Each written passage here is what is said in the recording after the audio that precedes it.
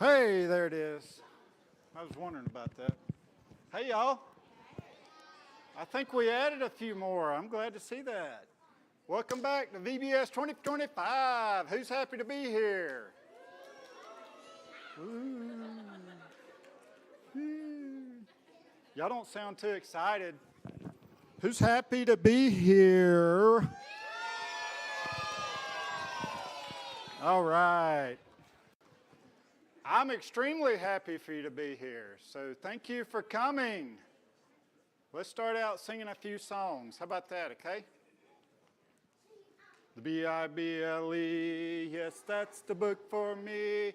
I stand alone in the Word of God. B-I-B-L-E, B-I-B-L-E, yes, that's the book for me. I stand alone in the Word of God. B-I-B-L-E.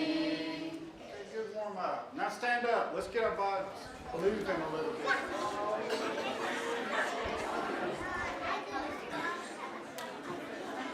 You got to remind me how to do the moves, okay?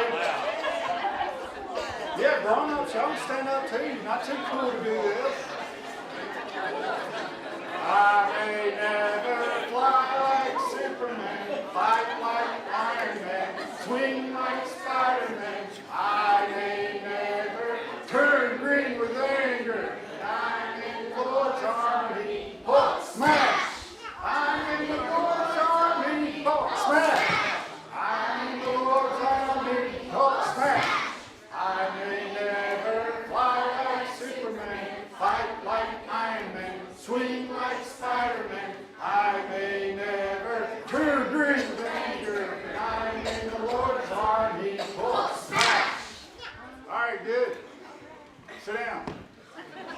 Since you're about to stand up. Y'all got this one right. You got a lot of sitting down and standing. There was a wise old king. He had 2,000 men. He marched them up the hill and then he marched them down again. When you're up, you're up. When you're down, you're down. When you're only halfway up, you're up and down.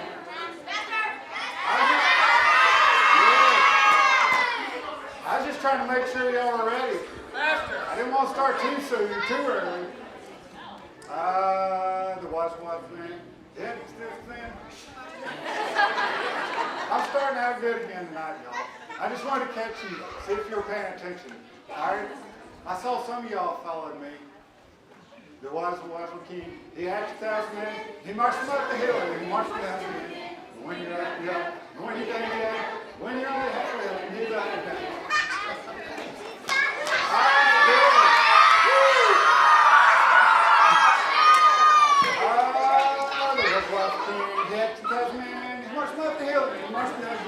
When you're up, you're up. When you're down, down. When you're on the halfway, you're up and down. All right. Let's hear it.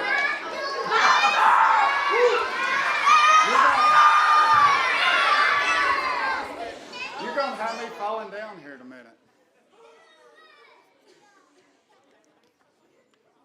So who can tell me what we're learning this week? Creation. Minecraft style, right? So,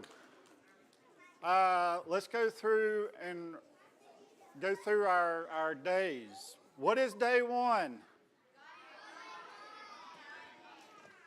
And, yes. Day 2, what did he create? Clouds. Day 3, what did he create? Almost.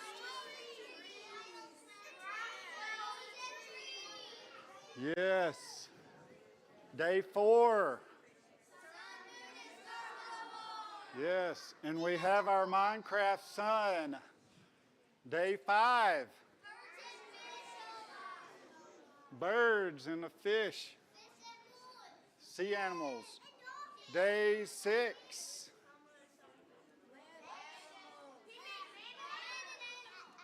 Land animals. And we got them. And man, we got Steve, y'all. Any of y'all who didn't see Steve yesterday, we got man. All right, good deal, good deal. So Let's sing a little bit about creation, all right? All right. Day one, God made light when there was none. Day one, God made light when there was none. Day two, God made clouds and sky so blue. Day two, God made clouds and sky so blue. Day three, God made flowers and grass and trees. Day three, God made flowers and grass and trees. Day four, sun and moon and stars galore. Day four, sun and moon and stars galore. Day five, God made birds and fish alive. Day five, God made birds and fish alive. Day six, God made animals man that day. Day six, God made animals man that day. Day seven, God rested in his heaven. Day seven, God rested in his heaven. Good job. Who remembers this song from yesterday? I hope you do, because I don't want to sing it by myself. You think Hudson should come up again? Hudson, should I embarrass you again? All right. So, we have some new friends tonight that weren't here last night, but this is a totally new song that we are all working on. Thanks to the DeBerry boys, they put together this outstanding song.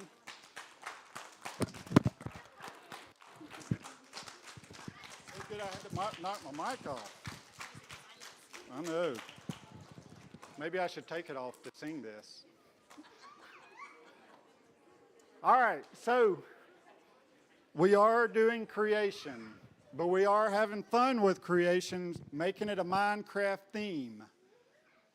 So what better with the Minecraft theme than to have a song, Minecraft tune, but creation lyrics, right?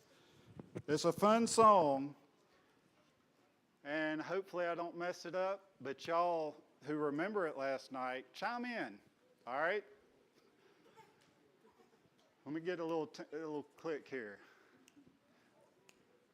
1, 2, 3. The days of creation. God made flowers, trees, and land. God in his image created man. Fish and birds and even a yak. Ooh, it's amazing. It's a creation attack. You like it, right? It's a good song. I need to hear more of y'all. So really sing out this time. We got it. We'll pick it up a little bit. Yeah, we do have a cross in there. All right. The days of creation. God made flowers, trees, and land. God in his image created man. Fish and birds and even a yak. Ooh, it's amazing. It's a creation attack. All right, that's pretty good. We have another one? Nope. It's class time, y'all. Who's ready to go to class? Let's start with the nursery. Head to class, y'all. And the 2 and 3-year-olds.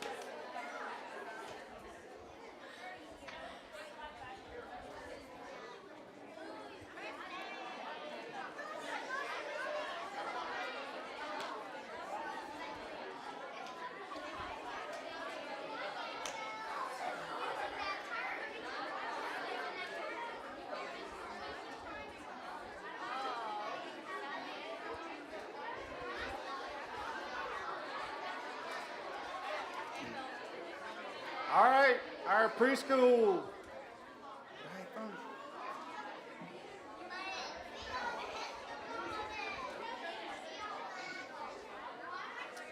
Kindergarten, first grade. Y'all really grew tonight.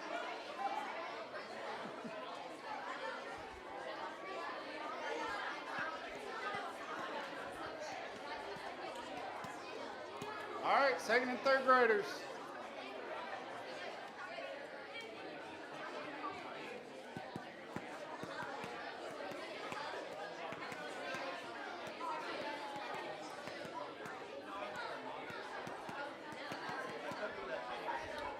4th, 5th grade.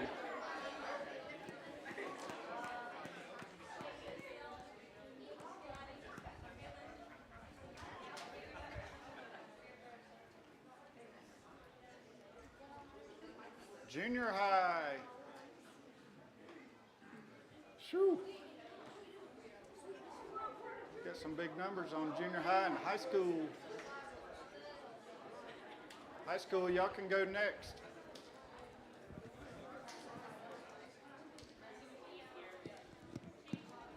And then grown-ups, if you're not too scared, you can move out here to the middle.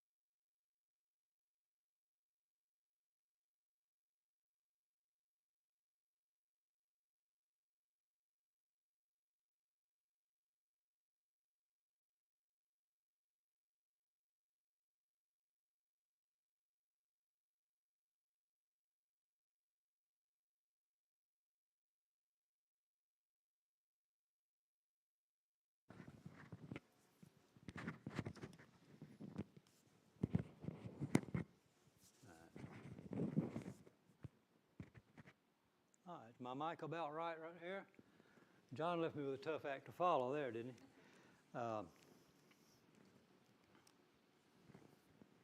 want you to know up front that there's not going to be a lot of scripture references to this class tonight or tomorrow night. Through this series, you haven't seen a long list of scriptures up here. But know that we're looking at the book of Genesis, and mainly the first few chapters of the book of Genesis, and comparing that to the theories that are out there. So what we're doing really is preparing to follow a direction that was given to us in 1 Peter chapter 3. Verse 15 is pretty familiar to us, I think, where it says, "But sanctify the Lord God in your hearts, and always be ready to give a defense to everyone who asks you a reason for the hope that is in you, with meekness and fear." In this context, this is very important for us. This is a part of our mission. It's really very much these days, especially a part of the Great Commission. And what we're doing this week is preparing ourselves, or becoming better prepared to obey this command that we have. We're going to be looking at some things tonight that I think will help us out.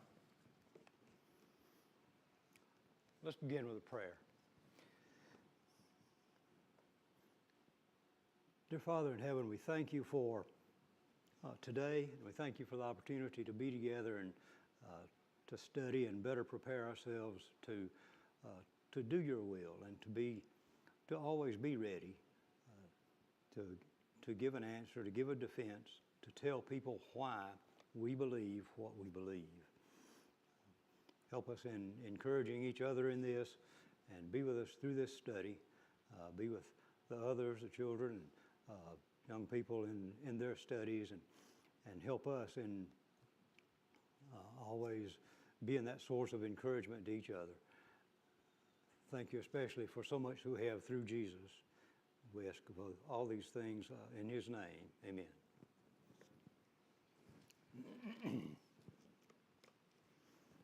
All right, I may not be real smooth with our technology tonight, but I have good help.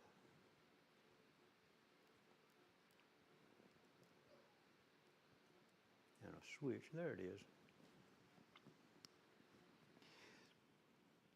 Tonight, we're going to be looking at, let's see, this one. Okay. Right or left? I got it right. All right, this is not entirely a scientific study, but it deals with science, and you'll notice that. You'll see it might be looking like a scientific method, or it may remind you of a trial, because we're going to have physical evidence, and we're going to have expert witness testimony tonight. The physical evidence is mainly what you see here, the fossil record. That is rock solid physical evidence.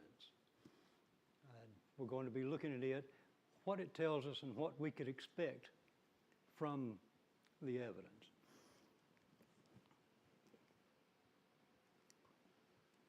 Does the fossil record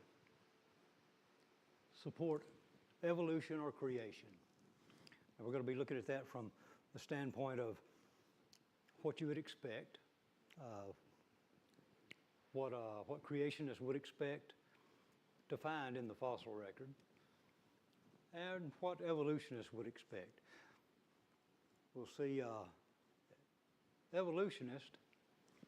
If you're an evolutionist, we're going to look at a few things that an evolutionist would expect. We would be looking for single-celled organisms at the bottom, at the base of the record of this fossil record. That's where we start, single cell, and getting more complex as we move up in the record, right?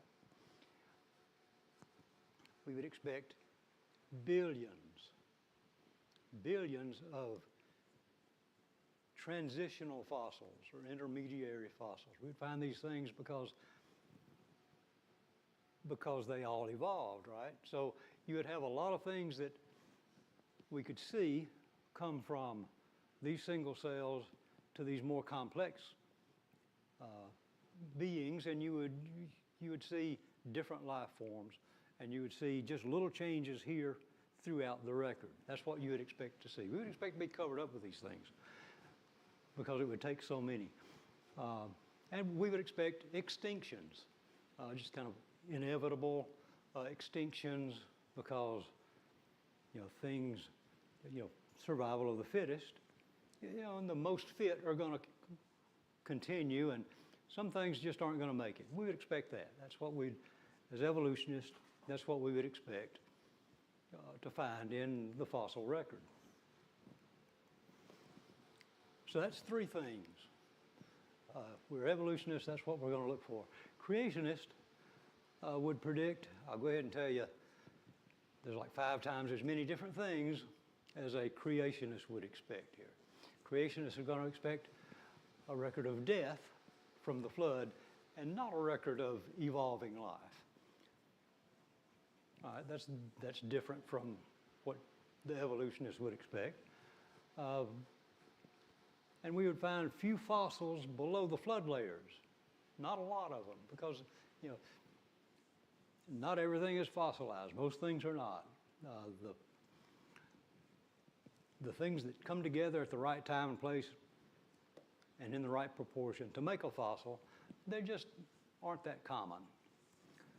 And we're not going to look for a lot of them below, or we're not going to expect to find a lot below that layer. Flood layers would be a record of worldwide destruction. Now, some of us have seen destruction, various levels of destruction, various amounts of destruction. I have, and I can't fathom worldwide destruction, but I know it happened. If I'm a creationist, I know it happened because I'm trusting in God's word, and He tells me that it happened. So that's what I'm looking for. An explosion of fully formed and functional fossils. And it's going to be at the beginning of the flood layers. No evidence of prior evolution. That's what I'm expecting if I'm a creationist. Let's see some more things. Most fossils would be in sedimentary rock since the flood was an aqueous event. That's where sedimentary rock forms, and that's where we're going to find the fossils. That's typically where fossils would be found. And so most of them are going to be in that, in sedimentary rocks. Simple and complex creatures would be mixed throughout the fossil record, quite the opposite of one of those three that the evolutionists would expect, because they expect everything in the order, right? From very simple, working up to somewhat complex, and then more complex. That's what they're looking for, but creationists are looking for it all mixed up together. Okay, we would expect also to find larger and smarter, faster creatures might be found higher in the record because of the flood. We're looking for creatures that could move inland as the water rises. We would look for that. We would expect them to be higher in there, but generally mixed up. Let's see. Stay on the right page up here because I've got some resumes to read in a little bit when we call our expert witnesses. All right. And we're looking for creatures at the base of the record would be those found on the ocean floor as they're moved around there, and followed by marine creatures moving further and further inland.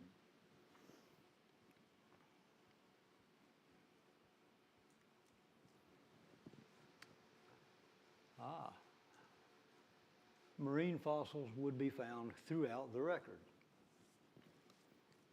As in, marine fossils, and you've heard there are marine fossils on mountaintops, and that's true. And yeah, there could be other explanations for that, like, I don't know, but either way, you wind up with, at some point, this mountaintop was underwater. You can talk about tectonic plates, and that would figure in certainly in the flood as well. But yeah, you're going to find them throughout the record. Post-flood extinctions would often be found in the record. You would find some animals, in the record that you don't find now. We would expect that.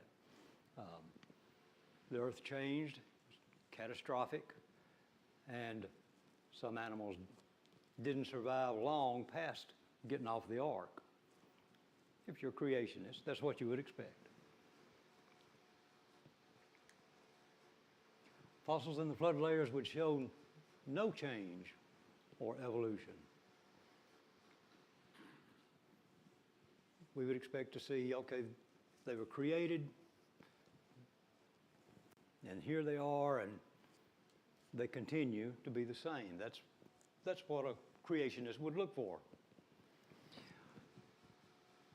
Post-flood layers would show evidence of the devastating, of the diversifying of creatures after they left the ark to repopulate the earth. We've talked about some this week. How many dogs stepped off of the ark? Yeah, there were 2. Well, what they look like, and we don't know. How many people stepped off the ark? 8 people stepped off the ark. All right. I've got a little crowd here. I don't see anybody that looks the same. We don't look the same. There's little change that's diversifying. 8 people stepped off the ark. How many people are in here? I don't know. But you're all people. That didn't change. So we would see it diversifying as they left the ark and had generations of children. We have 3 characteristics of the fossil record. And that's how we're going to look at the fossil record. We looked at what to expect, what to expect if you're an evolutionist. We had 3 things. What to expect if you're a creationist. We're going to look for 15 things about the fossil records, things that we would expect. And probably not going to cover closely all 15 of those things tonight, but there are 3 basic things that evolutionists, creationists, anybody that looks at the fossil record, there's agreement. Those are abrupt appearance and stasis and extinction. By abrupt appearance, we mean fossils first appear in the fossil record. They appear fully formed without any evolutionary history. It's abrupt. When we're trying to figure out the time frame of all these things in the different parts of the geological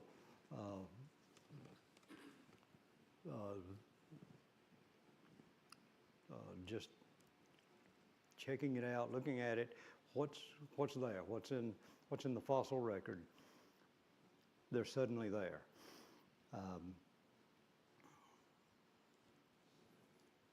They're like fully formed. We're going to look at let's see, to the University of Texas at Austin. This rapid diversification, known as the Cambrian explosion, puzzled Charles Darwin. Remains one of the biggest questions in animal evolution to this day,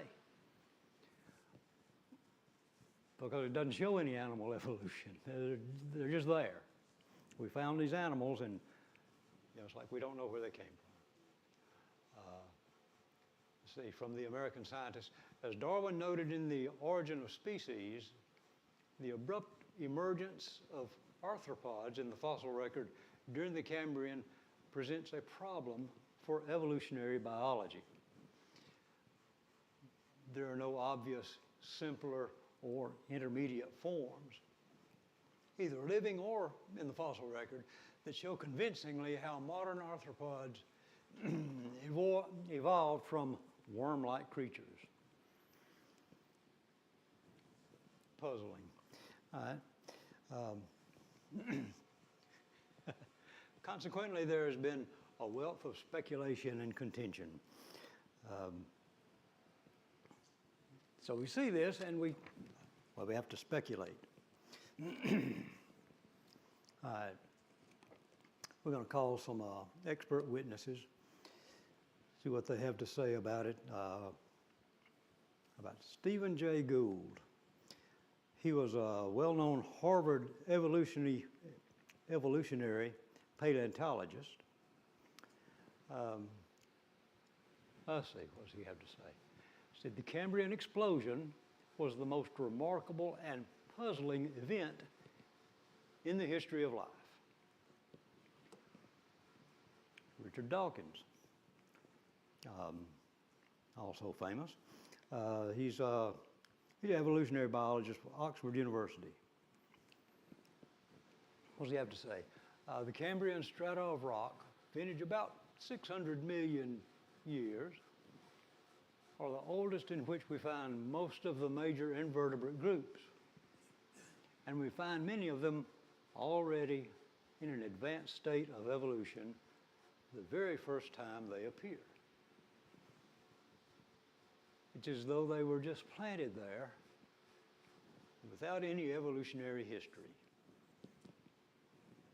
Can't find any evolutionary history for these things. And we don't know why. Just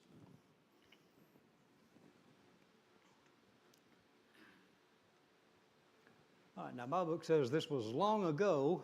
A famous paleontologist of Columbia University. I found out this was 1953, so okay, long ago. A famous paleontologist of Columbia University and the American Museum of Natural History and the Museum of Comparative Zoology at Harvard, George Gaylord Simpson. Here he is. What does he have to say? Most new species, genera, and families are nearly all categories above the level of families appear in the records suddenly and are not led up to by known, gradual, completely transitional sequences.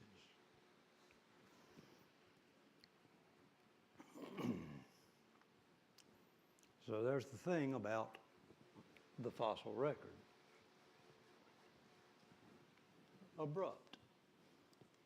According to our expert witnesses, that this is abrupt. They're suddenly there and don't know how they got there. That's not the only problem with the abruptness. They're abrupt and complex.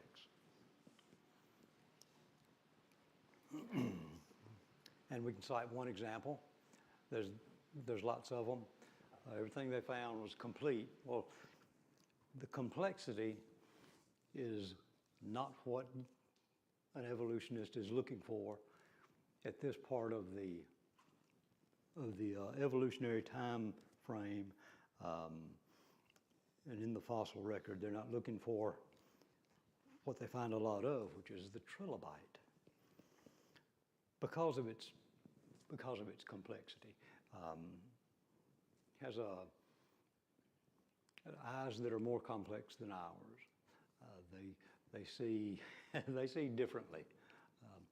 I've read how you try to describe it, but it's hard to describe how other things see things because we see things the way we do, right? But they have an extremely complex vision system. They use aplanatic lenses. They're more complex than the human eye, and in comparison to our eye, which uses a single refractive lens. But they are mixed in with all of the fossil record very early on, and there's no lead up to them that we can find in the fossil record. They just were, or they're just there. According to an evolutionist, they're just there. We don't know. But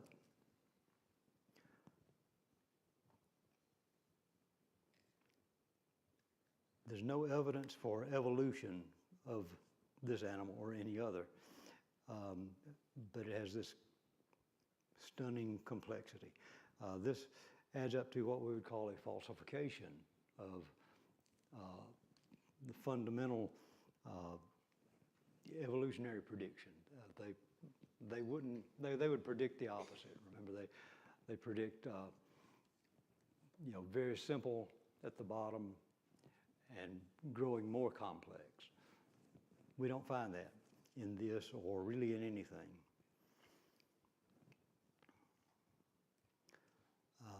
Evolution would also predict that diversity would precede disparity. Now, what that means, well, I'll show you a picture. All right, this picture on the left here is it's the evolutionary tree.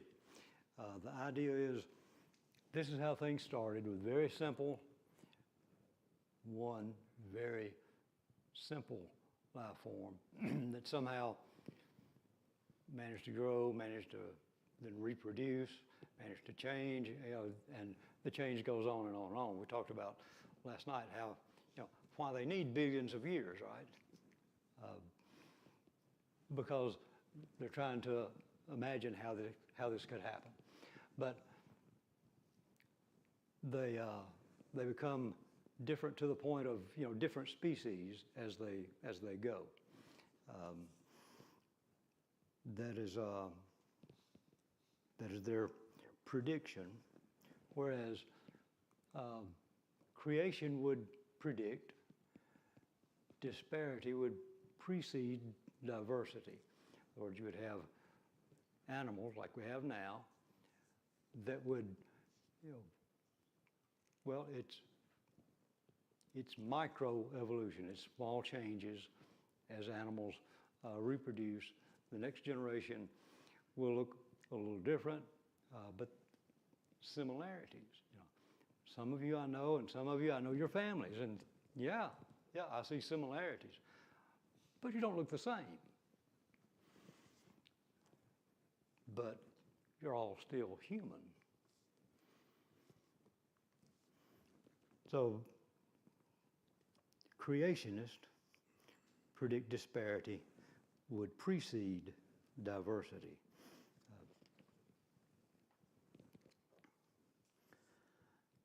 So the abrupt appearance of these fully formed, functional, complex organisms, it's a problem for the evolution model. It doesn't fit their predictions.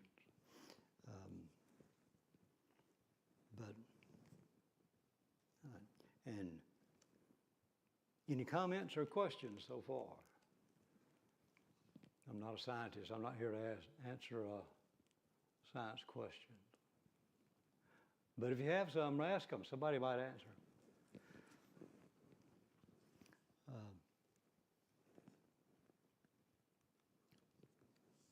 Let's look at the next characteristic. Well, we had 3 characteristics of the fossil record. This next one is stasis. Stasis is, things stay the same. After creatures appear in the fossil record, they remain virtually the same throughout the rock layers, virtually the same.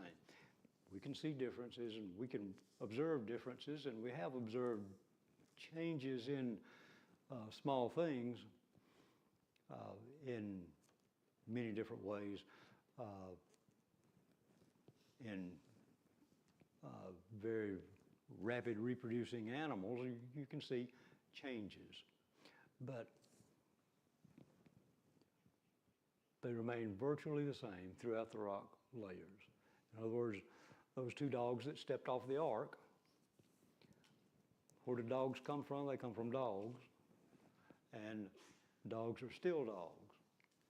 And we've bred them for different purposes and different outcomes, and they're still dogs.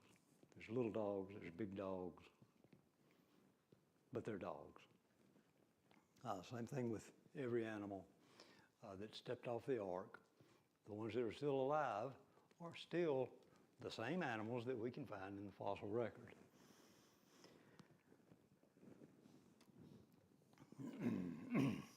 Let's hear from Stephen Gould again. He admitted that evolutionists have no direct evidence of smooth transitions. All paleontologists know that the fossil record contains precious little in the way of intermediate forms. Transitions between major groups are characteristically abrupt. So we don't have quite what we're looking for.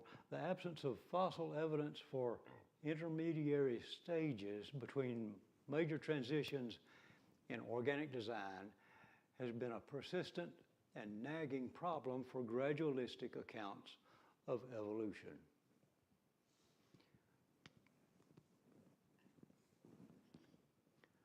The extreme rarity of transitional forms in the fossil record persists as the trade secret of paleontology. The evolutionary trees that adorn our textbooks have data only at the tips and nodes of their branches. The rest is inference, however reasonable, and not the evidence of fossils. What makes filling in the gaps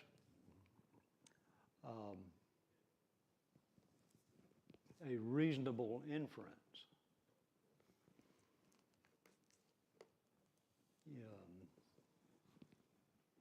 Any idea? Let's see. We're filling in the gaps in this evolutionary tree. It says, yeah, we just have, information at the tips, which is what we can see now. And the rest is inference. And we'll see some inference later. Inference, however reasonable, and not the evidence of fossils. Yeah. Did they make it up, or is it reasonable inference? That's the thing. He doesn't explain what makes it reasonable. Maybe what makes it reasonable is, well, I can't believe in God, so that's all that's left. Stephen Stanley, I have his resume here too. It's pretty short, what I've got. He's an evolutionary paleontologist. He says the known fossil record fails to document a single example of phyletic evolution. I've learned a lot of new words the last couple of weeks. Phyletic evolution, accomplishing a major morphological transition, and hence offers no evidence that the gradualistic model can be valid. He's talking about there's no evidence of new families coming up somewhere. We still have the same animals that we always had, except some have died off.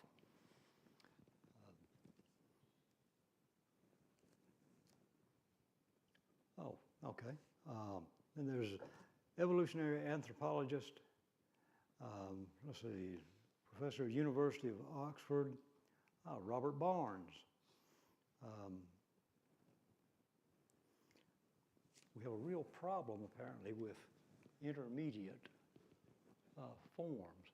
The fossil record tells us almost nothing about the evolutionary origin of phyla and classes. Intermediate forms are non-existent, undiscovered, or not recognized. The fossil record tells us almost nothing about the evolutionary origin of phyla and classes. This is important to understand because right now, our children, grandchildren, great-grandchildren are being taught that the fossil record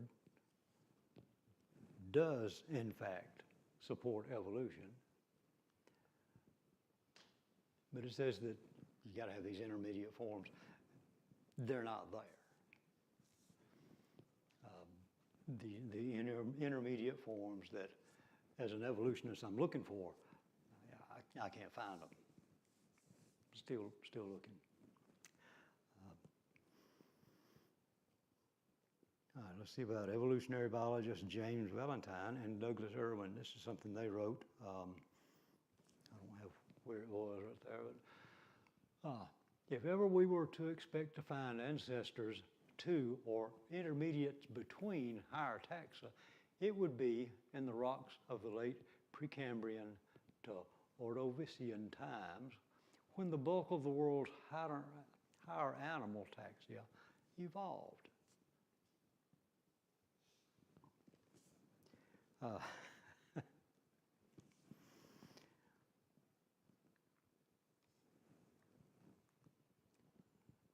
Yet transitional alliances are unknown or unconfirmed for any of the phyla or classes appearing then.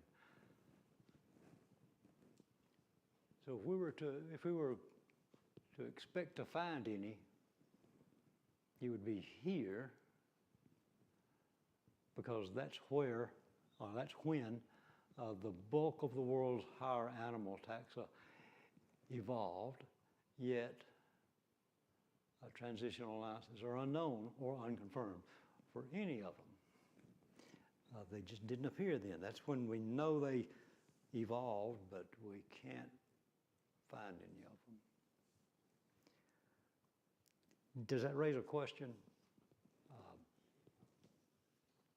It does to me. I don't know if anybody ever thought of this. Okay. Then how do you know they were formed then? Pretty obvious question. Okay. And I hadn't found the answer yet. But. Seems to me any more faith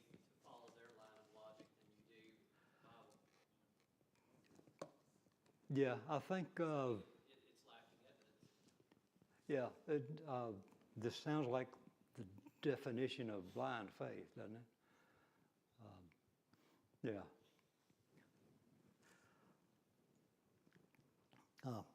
We have some more witnesses. Let's see. All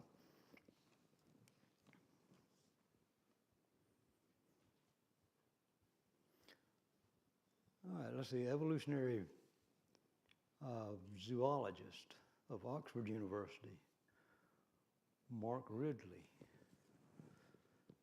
He's, you know, he comments because lack of evidence of these transitions.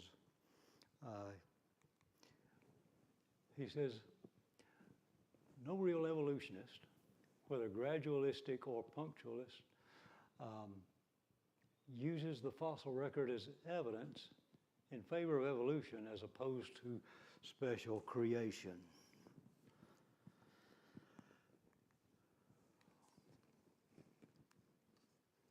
Why is that?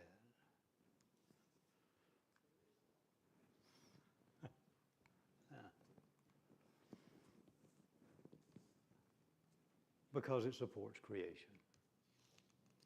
Now remember, our children, grandchildren, great-grandchildren are hearing this from multiple sources. If they're in public school, they're hearing that there. If they're not in public school, they're hearing it anywhere anyway. It is the popular belief. And if you believe anything else, then you're not expected to say so. I think we need to say so. All right.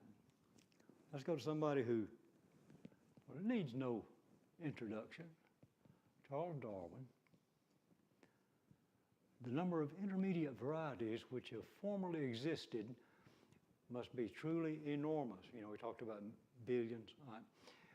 Why then is not every geological formation and every stratum full of such intermediate links? Good question, I thought. Geology assuredly does not reveal any such finely graduated organic chain.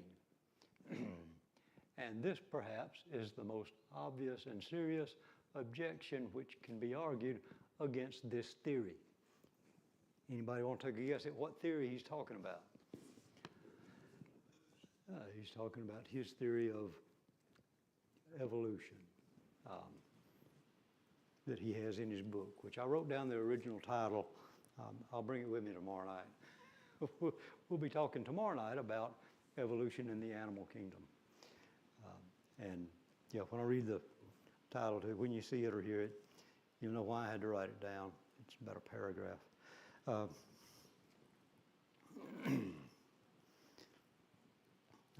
Another witness, Colin Patterson. Colin Patterson, could be said, wrote the textbook on evolution. He was a paleontologist. He served as the editor of the professional journal published by the British Museum of Natural History in London. Well, in his writings, he wrote a lot of things, and in response to a letter asking why he did not include examples of transitional fossils in his book, he answered back, I fully agree with your comments on the lack of direct illustration of evolutionary transitions in my book. If I knew of any, fossil or living, I would certainly have included them. Yet, Stephen Jay Gould and the American Museum people are hard to contradict when they say there are no transitional fossils. I will lay it on the line, there is not one such fossil for which one could make a watertight argument.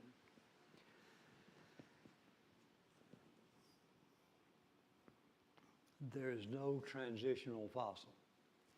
That's pretty powerful, because the evolutionists, remember, we were expecting billions. There had to be billions of these animals for evolution to be true. There had to be billions of animals that were transitional from the worm to the insect or whatever they believe happened, how that happened. There should be more of them than these fossils of any extinct animal that's, or any animal that's still alive today. There should be more transitional fossils than anything else. But where are they? I mean, really, we should be covered up with them. You should be able to go to a dig where they're digging up I don't know, a triceratops or something, and find just a big pile of dirt over here, and they tell you, yeah, that's we have to get a truck to haul them out once in a while. They're the transitional fossils. We can sell them at our souvenir shop. You stop by. There should be plenty of them. This is what I want you to remember tonight. When someone tells you that they don't believe in God and don't understand why you believe in something you cannot see, ask to see their collection of transitional fossils. Everybody should have some. If evolution were true, you should see those everywhere. And there are no transitional fossils. This is the man that wrote a textbook on evolution. This is a man that has to accept that transitional animals happened and their fossils have to be somewhere. I know not everything, we don't have fossils of everything, but this should be more, that there should be more of these. Okay, let's see, we got, yeah. The paleontologists, when they uncover a fossil, they're still looking for them. We're still looking for that transitional fossil, which is kind of like, it's kind of like the missing link. We mentioned some of that yesterday, last night. I don't know if that term fell out of favor, if people started thinking of it as a joke, the missing link, but that's what we're talking about, is missing the link between here and there, and as Dave pointed out, there's not a chain. There's no chain. You're not missing a link from a chain. The whole chain is just non-existent. When they do find something that seems like, okay, maybe this is it, maybe this is what we're looking for, it's always controversial. It turns out it's not. If they haven't decided yet, then it turns out it's a vertebrate species. And what we're looking for is not that, because the vertebrate fossils, vertebrates, we don't fossilize that easily. Invertebrates do. The vertebrate fossils make up 0.0125% of the fossil record. Invertebrates make up the rest of it, which means if you could find a vertebrate fossil, which would not be a big animal, but it would be a vertebrate anyway, and you think, well, maybe this is transitional from one thing to another. Turns out it's not, but even if it were something you might think would be, it's insignificant in that you should find them in the 99.99% of the fossils if they were there.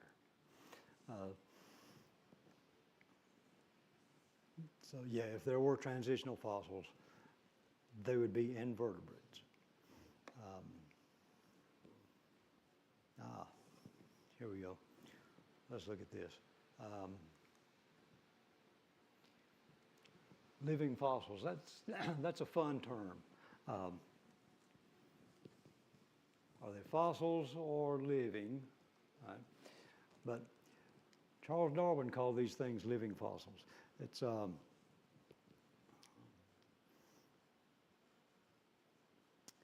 these are animals that were thought to have died out ever how many millions of years ago, and we find out that no, they're still here. And then we find these animals in layers that we know are millions of years old, according to evolutionary theory and the way they date things. We find these fossils here, and we know they're billions of years old, and mostly, died out millions of years ago.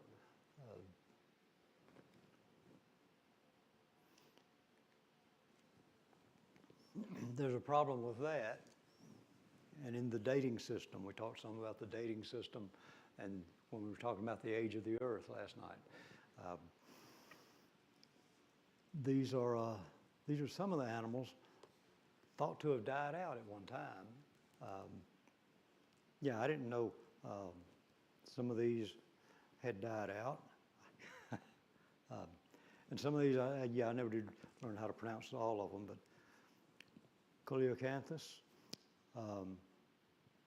300 to 400 million years ago. Yeah, we found some of those.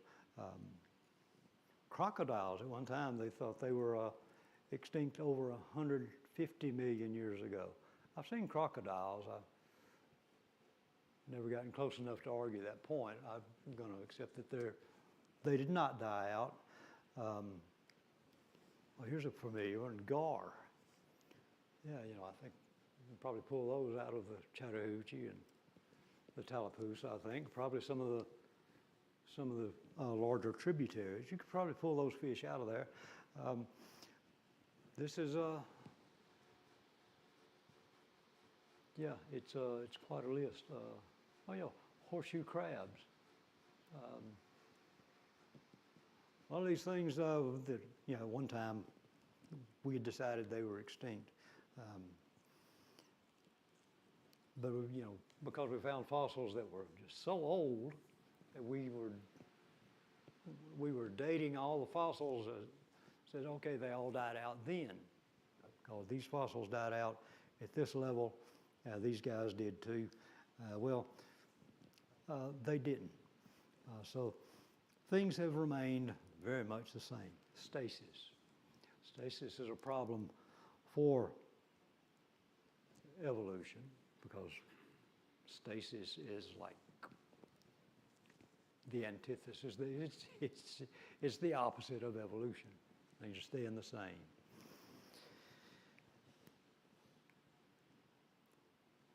Characteristic 3, extinction. Mass extinctions. Now, the evolutionist would expect extinction, but the extinction they're looking for, the evidence they're looking for in the fossil record, not what they find. They're looking for evidence of, one animal going extinct because, the survival of the fittest. So it would just happen, occasionally, just throughout history. Kind of like what we see now. Some animals are just not suited for their environment, and they die out. But the characteristic in the fossil record is mass extinctions. Like a worldwide catastrophic phenomenon. That's what we find in the fossil record. Evidence of a worldwide catastrophic phenomenon. Anybody got an idea what that could be? What could they find in the fossil record? Or what sort of catastrophic worldwide event would cause or contribute to worldwide extinction? It'd have to be catastrophic, and it would have to change the environment, change the way things work in the earth. Well, it's what creationists are looking for, and it's disturbing to the evolutionists. But they say there have been 5 mass extinction events. And here they are. And how long ago they were, according to it, the evolutionary paradigm, is 445 million years ago. There was the Ordovician extinction, where 60 to 70% of the Earth's species went extinct. And then 360 to 375 million years ago, give or take a little, I guess, up to 75% of the Earth's species went extinct. Permian extinction, that was just 252 million years ago. 95% of the Earth's species went extinct. Couldn't be many left. Triassic extinction, 200 million years, let's see, 70 to 80% went extinct. Cretaceous extinction. All right, 65 to 66 billion years ago, 75% of the Earth's species went extinct.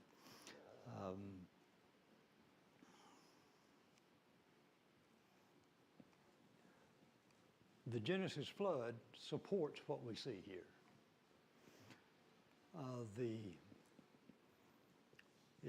It doesn't fit the evolutionary paradigm. We're looking for, over time, slow extinction of one animal. Then something maybe changes a little bit, and some other animal dies out, or some animal just still haven't explained how they change into a different animal and survive. I don't know. But this is a problem explaining this. According to evolution, the cause is unknown.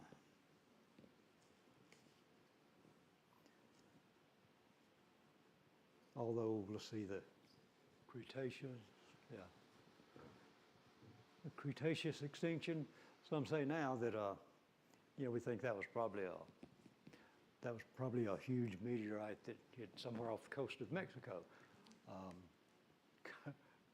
causing having a worldwide effect. So that's odd that, we have this catastrophic event, but can't have a worldwide flood like described in Genesis.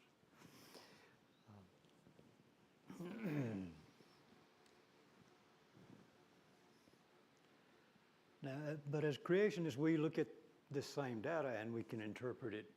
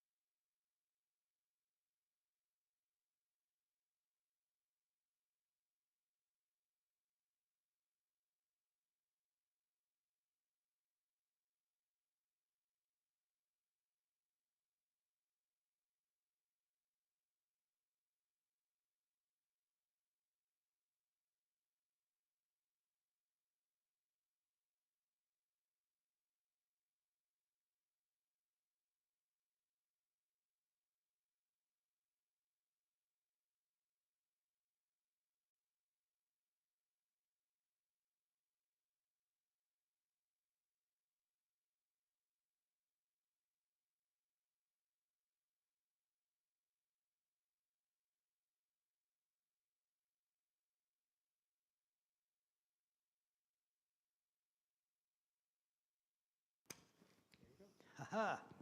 All right, back in business.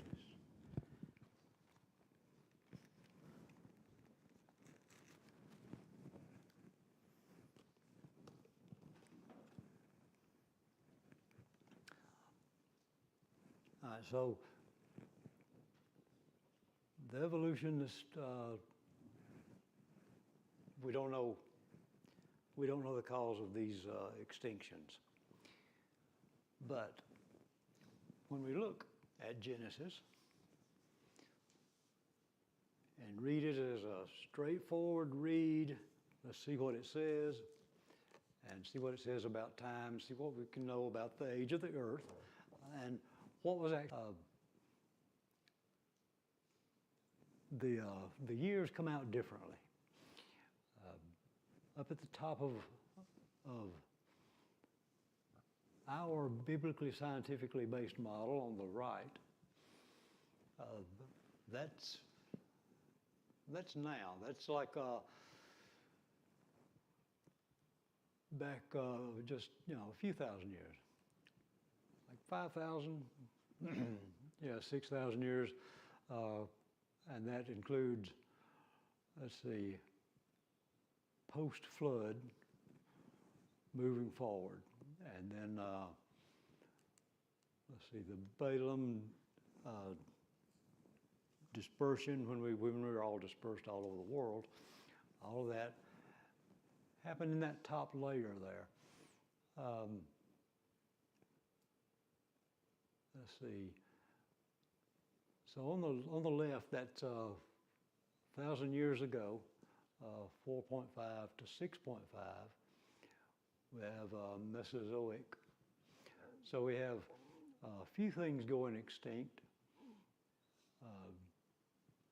That's where,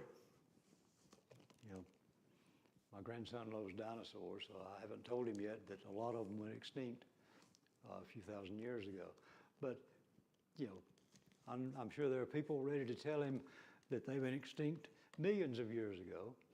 I'm not going to let him keep believing that, but when I hear him being told that, I thought, hey, yeah, that's not true.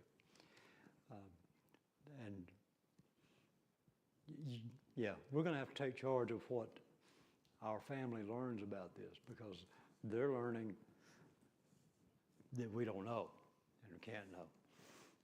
We can know if we're willing to look at the evidence. I think we can know that this is a pretty accurate timeline on the right here. And you see down there at the bottom, and you see there's not a lot of difference. Those millions of years are gone because we don't have them. We don't need millions of years to explain the existence of everything. We have a great and wonderful God. You have 4.5 to 6.5 thousand years ago, down at the bottom. That first layer is, 6 to 8,000 years ago, is beginning. In the beginning, God created the heavens and the earth. So we have a beginning, we have a starting point, and we know kind of where it is. The ending point is not here yet. The Precambrian time, and so we can see how it actually fits without the millions of years, and we see things probably being accelerated in the flood, and why the dating methods don't work past here.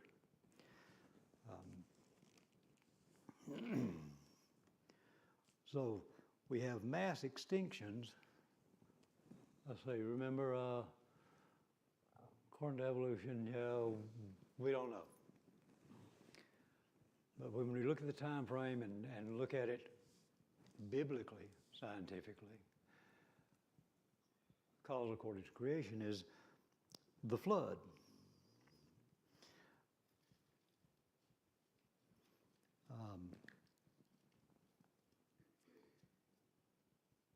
What we have here in the flood is each of these different things that the evolutionists looked at and don't understand. This is the floodwaters rising and different ecosystems being destroyed. And, you know, you have mass extinctions. What you see is a lot of death at the time of the flood. And doesn't mean everything died because all these things got off the ark and reproduced. But everything on the face of the earth died except the ones on the ark. So there's, you know, that's why it is a record of death and not evolving life.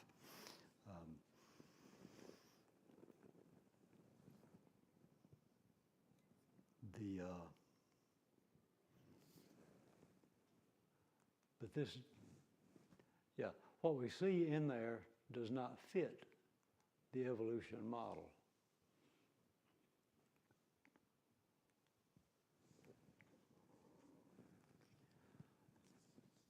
But it fits the creation model. It fits the biblical record. And so when you hear that the fossil record shows evolution, it doesn't. It doesn't. And the people telling you that believe it, or you know, they don't mind telling a lie about it. Most people believe it because that's what they're hearing every day. And I think it's part of our mission to change that. People need to hear the truth. I think that is a part of the Great Commission to teach the truth. And let's not be afraid to say, the fossil record doesn't say that. Now, you're not going to get very much from my class tonight, but I want you to come away at least curious and wanting to know more and be more capable and more willing to stand for the truth in this matter. It's a very destructive doctrine. Dave pointed out last night, it's a doctrine. This whole thing of evolution is a doctrine, and it has its kind of canon of faith, and you know, this is part of it. And I hope that some of the evidence that I was able to present through this lesson will help you to see that we can stand up against this. The scientific method looks at predictions. If you have this theory, you should have these predictions, and you should be able to verify them. The fossil record, when you approach it from the evolution predictions, the fossil record falsifies the evolutionary predictions. But as creationists, the 15 predictions we had, they are verified in that record, in that very rock solid record of our physical evidence we looked at tonight. And it's a consistent thing. Remember let's see, the evolution predictions. I wrote them down. I didn't want them back all the way up to the front side. Single-cell organisms at the bottom, followed by more and more complexity. We don't see that. We can't find that. My favorite, billions of transitional fossils. It's a big deal. It's a big, big problem for evolutionary theory. If I'm going to believe that, can you show it to me? And no, they can't. Out of all the fossils they can find, they find animals that are extinct or animals that are still here. They don't find anything like Dave said, there's not a missing link. There's not a chain. There's nothing. There's nothing there. And we're talking about the fossil record, you know, that's solid, like, you know, the ground we walk on, literally. It's here. And there's nothing to support their claims. That's all they are, is claims. That's all they've ever been. Oh, and yeah, inevitable extinctions resulting from survival of the fittest. We don't see any of these three things in the fossil record, but all the 15 things that creationists are looking for, we can find there. When we compare that with the biblical record, it's there. It's there. I hope this has encouraged your faith. The study has encouraged mine. Tomorrow night we're going to talk about evolution in the animal kingdom, you know, the evolution of animals. I think, let's see, what night's that? And Thursday night, I think we'll be talking about human evolution. That'll be fun. I'm looking forward to tomorrow night and talking to you about animal evolution. There's some fun things in there too. But yeah, remember transitional fossils. I think it's supposed to be about time I'm done, but you know, nobody's interrupted me yet. Glad you're here. Remember the predictions, and yeah, Operation Creation, defending the foundations of the universe. I like that. Almost kind of like Guardians of the Galaxy or something. Only bigger. But not to worry, we've got this, and the foundations of the universe, perfectly safe. And very, very stable. I appreciate it. Yeah, enjoyed this, and let's have a great evening. I think we can go quietly back there and see if we can find snacks. Is that right? All right. I bet we can find some snacks back there. I'm going off the air.